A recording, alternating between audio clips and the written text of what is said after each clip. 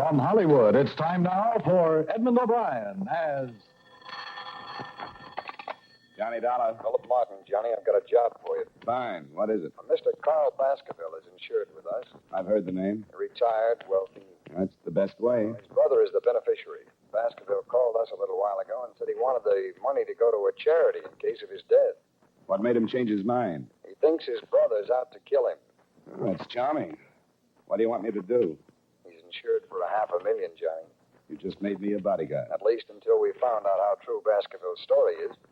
We did some checking. 6 years ago, he sent his brother William to prison for absconding with company funds. William was released from state prison a week ago. Oh, yeah. That's where I've heard the name. I remember the case. Well, it's a strange setup. Sends his brother to jail, names him as beneficiary, wants it changed because he says his brother's going to kill him. Cain and Abel really started something, didn't they?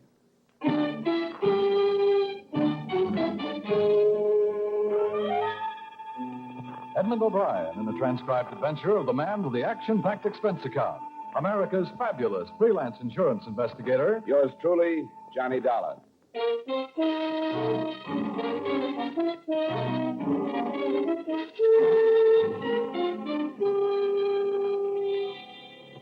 Expense account submitted by Special Investigator Johnny Dollar to Home Office, Columbia All Risk Insurance Company, Hartford, Connecticut.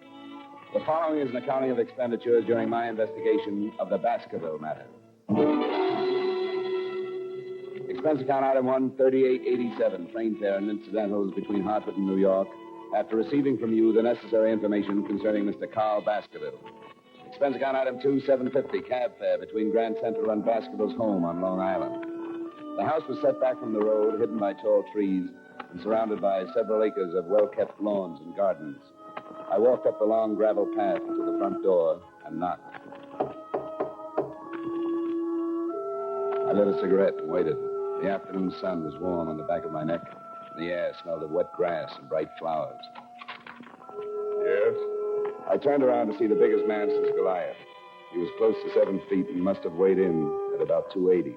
He was nice-looking and wearing a well-cut blue suit, probably made from the best part of a tent. Can I do something for you? Bend over. I'm getting a stiff neck. I'm Johnny Dollar. I'm here representing... Oh, yes, Columbia All Risk. They called and said you were on your way. Come in. I'm Mr. Baskerville's personal secretary. Mr. Baskerville is expecting you. The big man led the way through the big house, through the big French doors that opened on the big garden. Carl Baskerville was sitting in a chair feeding the birds. He was reaching his late 50s with the sour look of a man that didn't want to. As he tossed the breadcrumbs out on the gravel walk, a big diamond on his little finger flashed in the sun. Mr. Baskerville. Uh-huh. Oh, Collins. Who's that with you? The man from the insurance company. Pull up a chair and sit down, young man. Thanks.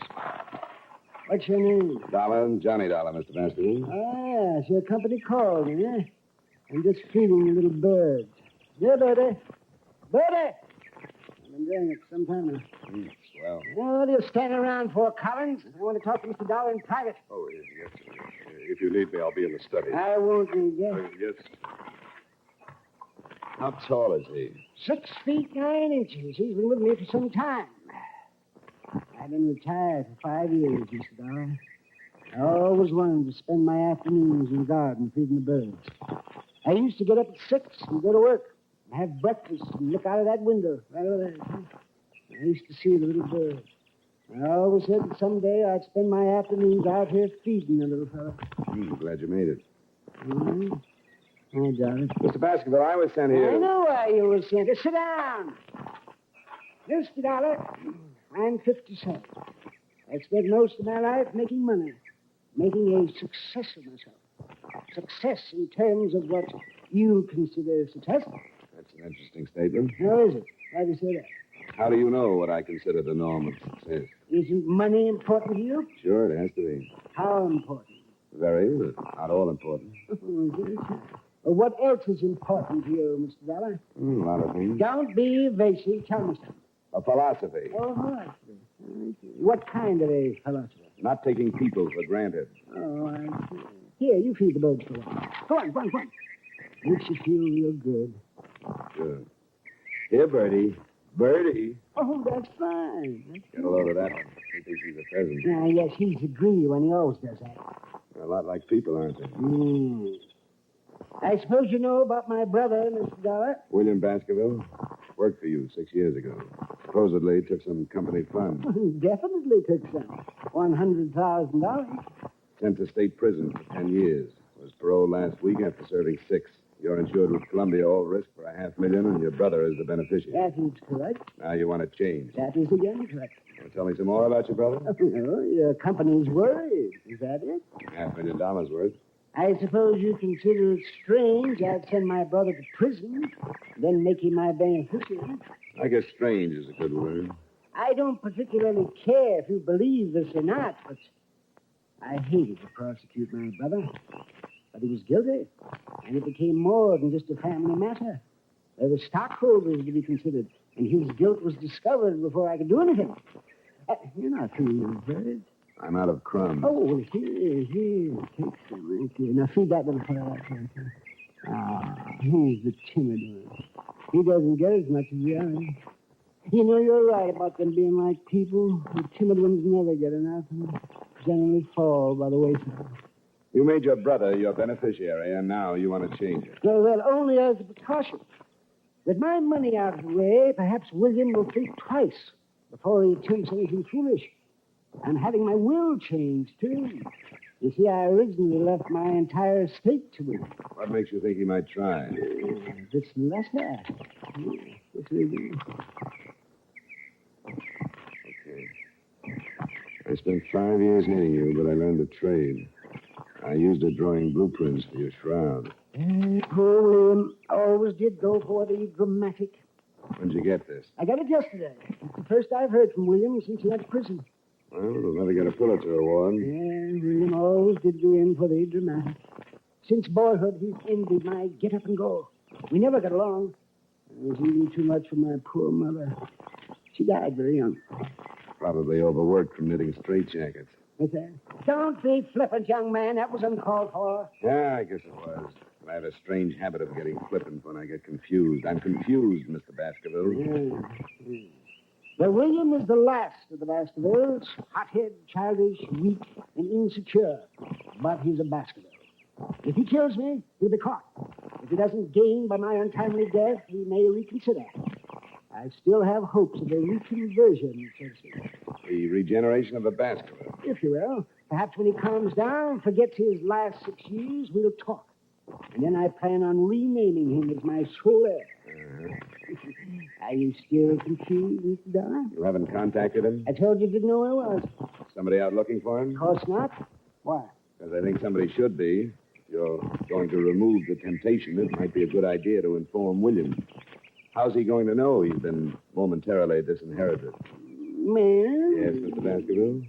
Well, I must admit. If you don't want to call the police, I'd suggest a private detective. Yes, but there's no telling how much time. It's better than feeding the birds. Can you think of anyone who might know where your brother is? Well, perhaps the girl before William went to prison. I'm not even sure she's still in New York. What's her name? Carter. Virginia Carter. Lived someplace in the village. I only met her once 6 years ago. And hire yourself a good private detective in a hurry and tell him about this Virginia Carter. She might know where William is. All right. In the meantime, I'd recommend that the change of beneficiary be hurried up. Oh, I'm getting tired. I'm finished feeding my bird. Yeah, sure. Good day, Mr. Dollar. Oh, here. I had a few crumbs left over. Oh, well, thank you. Hey, buddy. Baby.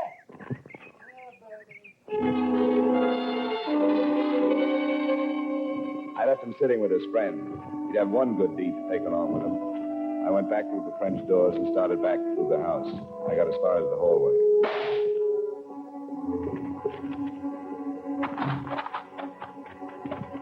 Baskerville. Oh, swell. He was sitting in the chair with a bullet hole just over his heart. His head was resting on his chest, and he still held the breadcrumbs in his hand. He seemed to be smiling like he knew he was going to be able to feed the birds for a long time. Mr. Baskerville! Mr. Baskerville! Good Lord. Where were you? What? Where were you? In the library. I heard the shot. I saw William. Where? Over there at the far end of the garden. He had a gun. He turned and ran. Next call, homicide.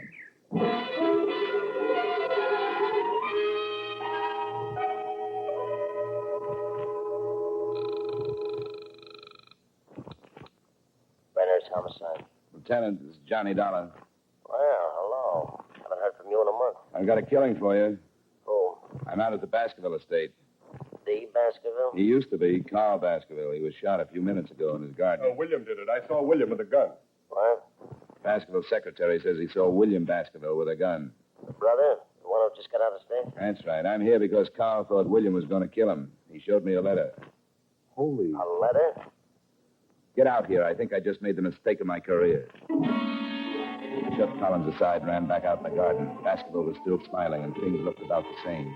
I went through his coat pockets and found what I was looking for. Nothing. The threatening letter from William was gone. I went back in the library faster than I'd come out.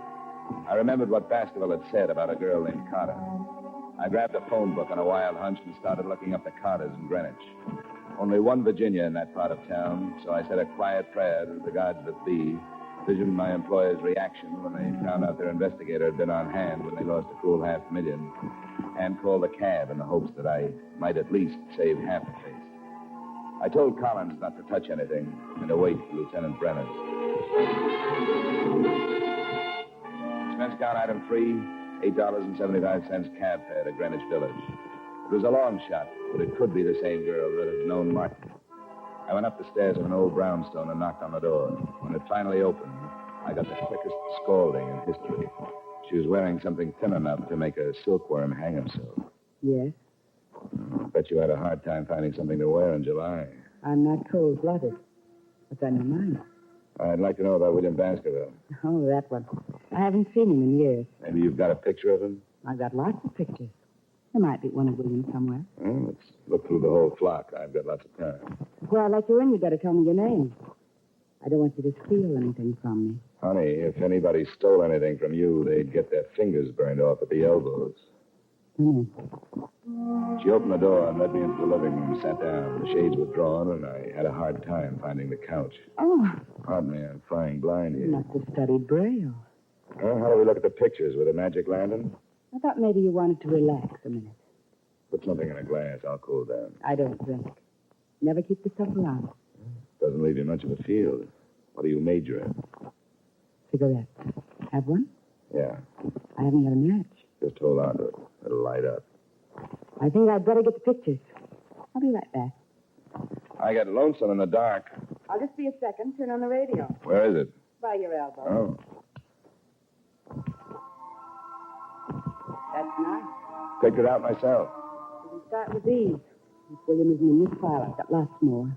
You're not in a hurry, are you? Not a bit. Good. This might run into overtime.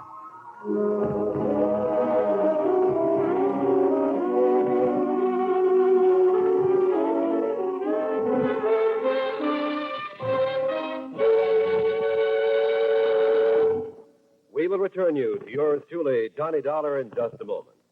Saddle up the sofa and ride off to adventure with CBS Radio every Saturday night. That's when most of these same stations bring you the Gene Autry Show and Bill Boyd as Hopalong Cassidy. Rustlers don't stand a chance. Crooks of the range go down under fire when those two riders for justice, Gene Autry and Hopalong Cassidy, empty their holsters. Enjoy their latest adventures tonight on CBS Radio. Now with our star, Edmund O'Brien, we bring you the second act of yours truly, Johnny Dollar.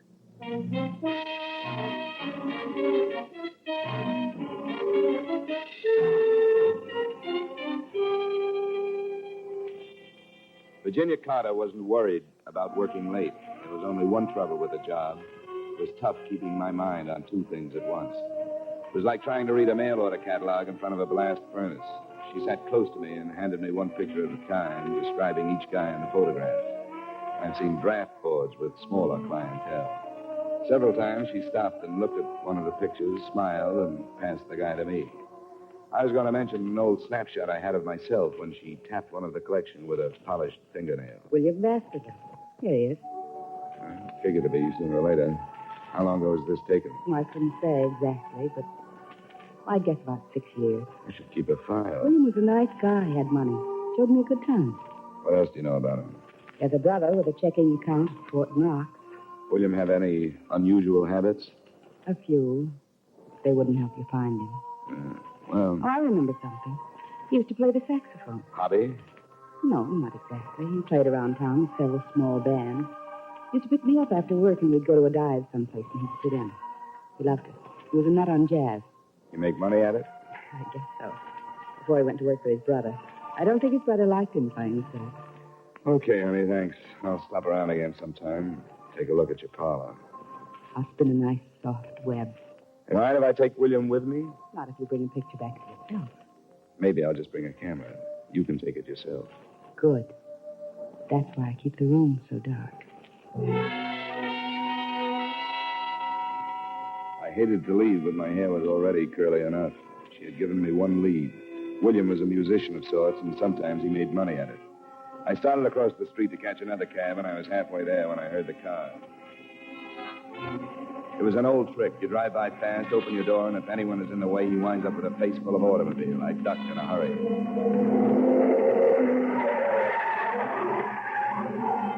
I picked myself up and thought about chasing it, but he was so far down the street I couldn't even get the license number. Expense account item 4, $3.35. Another cab to local 802 of the Musicians Union. I went in, and a little short guy with a twitch looked up at me from behind a big desk. Yeah, something I can do for you, Pops? That twitch? Yeah. Too much, Pop. Do you know William Baskerville plays sax? Has he got a card? He makes money. Well, if he ain't, he better have. See if he does. I'm an old friend, and I'd like to get in touch with him. Between twitches, he found what I was looking for. William had just renewed his card. It didn't show a home address, but his mail was being sent to one of the swing joints on 52nd Street. I said thanks and left the little man in the middle of a twitch. Expense account item 5, $3.85. Still another cab to the address on 52nd Street. Want a table, huh? I'm looking for William Baskerville. Baskerville? Plays the sax. Yeah, you'll have to ask one of the musicians. I don't pay no attention to the music. Tone deaf. Thanks.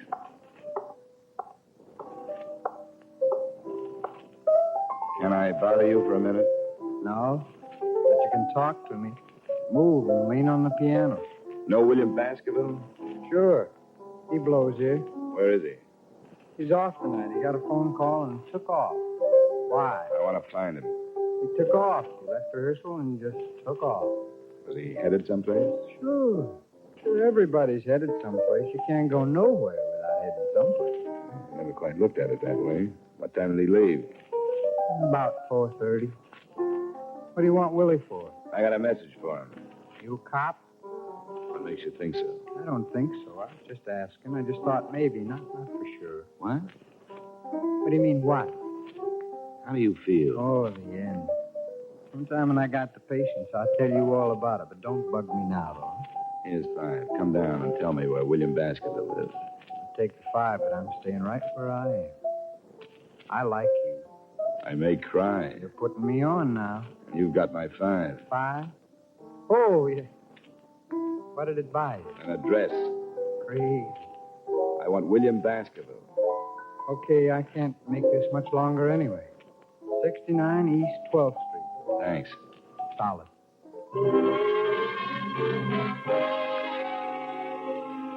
Expense account item 6, cab number 4, 75 cents to the home of Brother Baskerville. I climbed the stairs of a beat-up building and stopped at a door on the 3rd floor. According to the landlord, Brother Baskerville's room was on the other side. I tried my knuckles again and put my ear to the door. I couldn't figure it out at first. It was a strange sound, the light scraping like a rope over wood. I tried the door. I'd been right on both counts. It was rope and it was rubbing on wood, because Brother Baskerville was making the sound effects, but he was doing it the hard way. He was on one end of the rope, hanging by his neck. He was turning slowly like a weather vane in a soft breeze. A chair was tipped over at his feet, and there was a phone on a table. I crossed to it and was about to call Lieutenant Brenner's when I looked at the dead man again, and my stomach jumped up and kicked my mind into high gear. I walked back to him and picked up the chair. What I saw threw the suicide theory right out of the window. If he had used the chair to stand on, he would have still needed a ladder just to tie the rope to the rafters. I've seen a couple of guys that hang themselves, but never one that jumped 4 feet in the air to do it. I shoved the chair under him just to make sure. He cleared it by a good foot.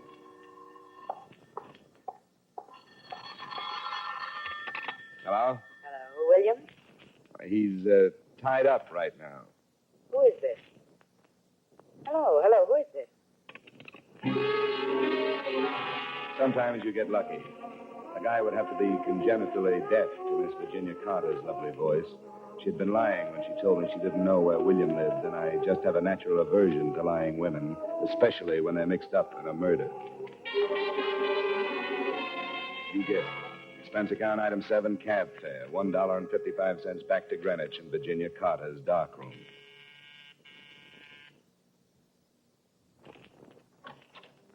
Well, Mr. Dollar, did you bring your camera? We'll play spin the bottle some other time. How'd you know my name?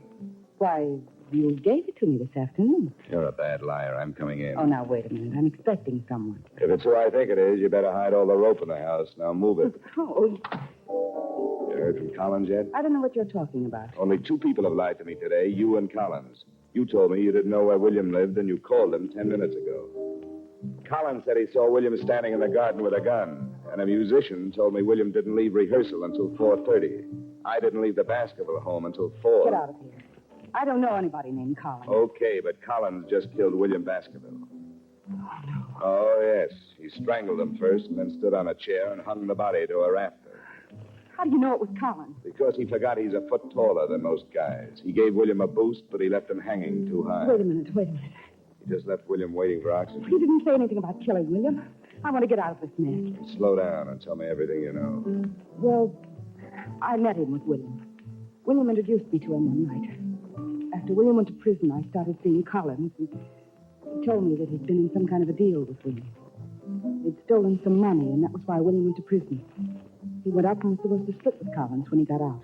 So William came back and wanted his share, and Collins killed him, huh? I didn't know he was going to kill him.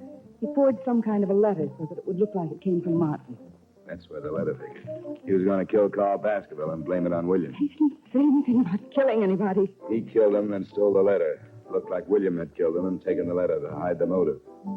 Listen, Mr. Dollar. Collins must have come in through the kitchen and started shooting. She went down like a diver with a bends and died on her face. He was trying for me when I jumped to one side and knocked over the only light burning in the room. He came close, but the flash of his gun gave him away, and I threw enough lead to fill a sink. Collins stumbled back into the kitchen, but he was dragging. I heard him drop, and I moved in after him. The moonlight slanted down through one of the windows and splashed out on the hard floor. He was lying in it, on his back, like he wanted to get that far anyway. You better give it up, Collins. Forget it. No reason to kill you now. Before you close your eyes, tell me something. All right. But it won't take too long. Why didn't you go out and get William yourself? Why wait until I found him? Couldn't take the chance. I knew the old man would have somebody. Start looking sooner or later. I killed him in the garden because I knew you'd make a good witness. Probably go looking for Virginia after he told you about her. You called her and told her to tell me everything she knew. That's right. Wanted you to find him so it looked like a suicide. You nearly got away with it. You just forgot how tall you were when you hanged William. You tried to run me down? No. Just wanted to scare you. Make you think it was William. No. I'll call an ambulance. No. I got 3 of them. Should be right enough. Too nice a night to die. Yeah? Not a cloud in the sky. It's a beautiful night. Yeah. I can't use it. But I'll give it to you.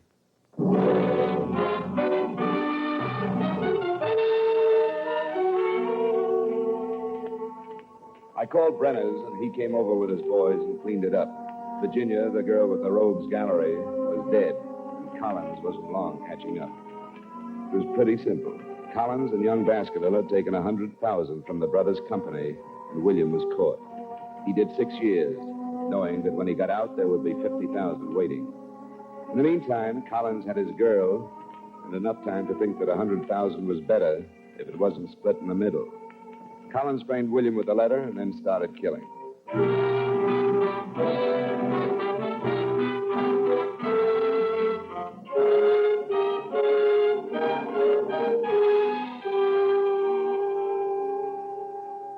Expense account item 8, $23.45 dinner and incidentals covering the rest of the night up till the bars close. Expense account item 9, $10, a massage and steam bath. Item 10, another cab to Grand Central, 65 cents. Item 11, $38.55 train fare and incidentals back to Hartford. Expense account total, $137.27. Comments? Murder isn't so bad. A ride in any New York cab makes a killing look like a Sunday school taffy pull. Yours truly, Johnny Dollar.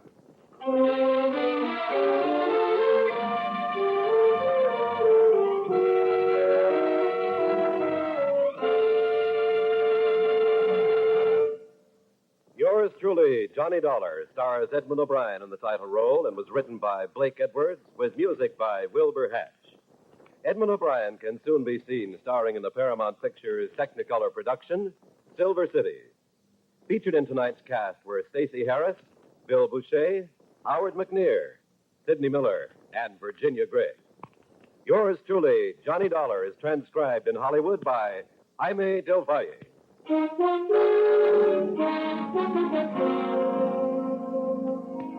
This is Dan Cumberly inviting you to join us next week at this time when Edmund O'Brien returns as Yours truly, Johnny Dollar.